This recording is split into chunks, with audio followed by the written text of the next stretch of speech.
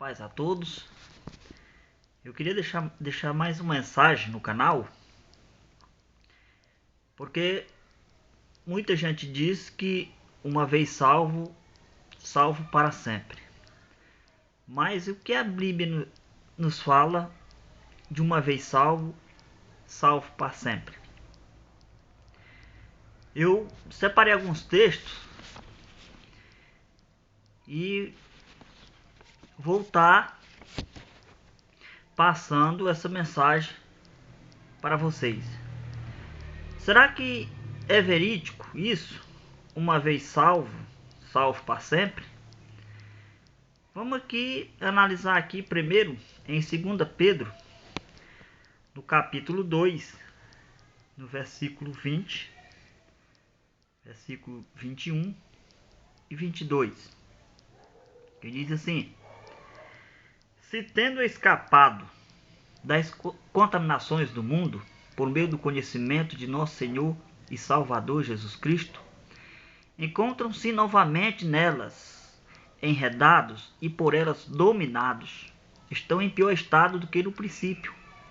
Teria sido melhor que não tivesse conhecido o caminho da justiça, do que depois de terem conhecido, voltarem as costas para o santo mandamento que lhe foi transmitido. Confirma-se neles o que é verdadeiro, o provérbio: o cão volta ao seu vômito, e ainda a porca lavada volta a revolver-se na lama. Ora, se eles dizem, se uma vez salvo, salvo para sempre, por que Pedro, em 2 Pedro, no capítulo 2, aqui no texto aqui que eu li, no verso 21, no verso 20, 21 e o 22, por que ele adverte aqui os falsos profetas? Que aqui ele está falando os falsos profetas. Porque se eles conheceram a verdade e depois saíram da verdade, então o estado ficou pior do que o primeiro, porque conhecendo e voltou. Ora, se uma vez salvo, salvo para sempre, por que Pedro adverte isso, sendo que ele já estava salvo?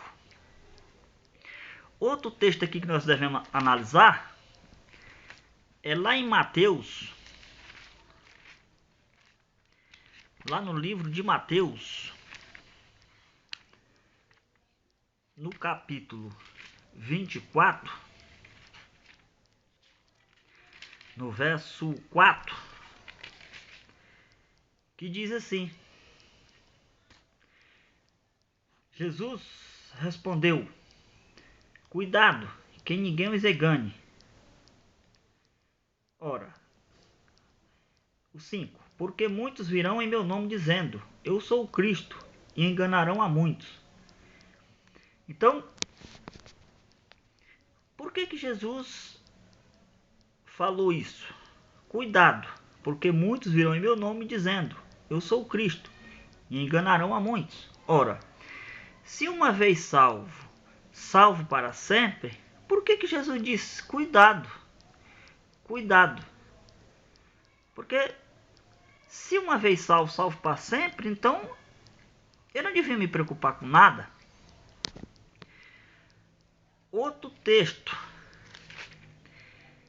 que se encontra em Mateus, no capítulo 7. Aqui também está falando aqui dos falsos profetas.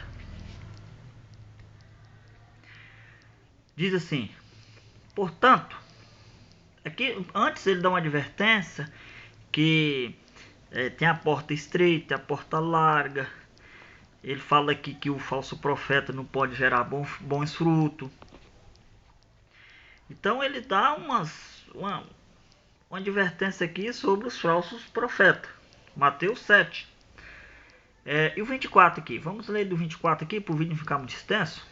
Diz assim: portanto, quem ouve estas minhas palavras e as pratica é como um homem prudente que construiu a sua casa sobre a rocha. 25.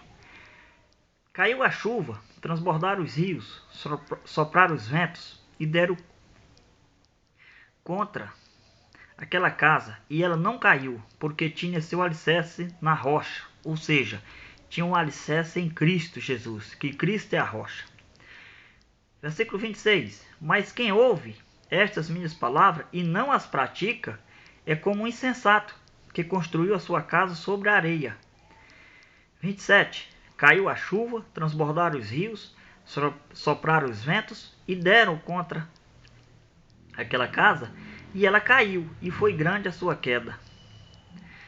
Então, aqueles que ouvem a palavra e as pratica, é como construiu a sua casa. Que casa? Essa sua casa espiritual. Construiu sobre a rocha, que é a palavra, que é Cristo. Então, vamos aqui no livro do Apocalipse.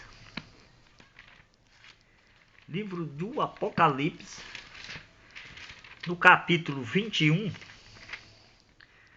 no verso 7, que diz assim: o vencedor herdará tudo isto, e eu serei o seu Deus, e ele será o meu filho. Ora, se uma vez que neles fala que uma vez salvo, salvo para sempre, por que fala que o vencedor herdará? Herdará o quê? Herdará o céu. Então, meus irmãos, a palavra, hipótese alguma, não dá esse direito de uma vez salvo, salvo para sempre.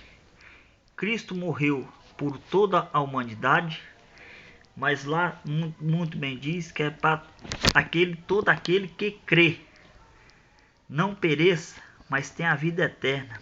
Então, crer e andar na palavra. Aquele que vencer herdará a vida eterna. Espero ter ajudado os irmãos com esta mensagem. É uma mensagem curta, mas eu achei muito interessante essas passagens e eu resolvi compartilhar com os irmãos. Espero ter ajudado a cada um e que Deus possa abençoar cada um dos irmãos, em nome do nosso Pai Celestial e do seu Filho Jesus. Amém.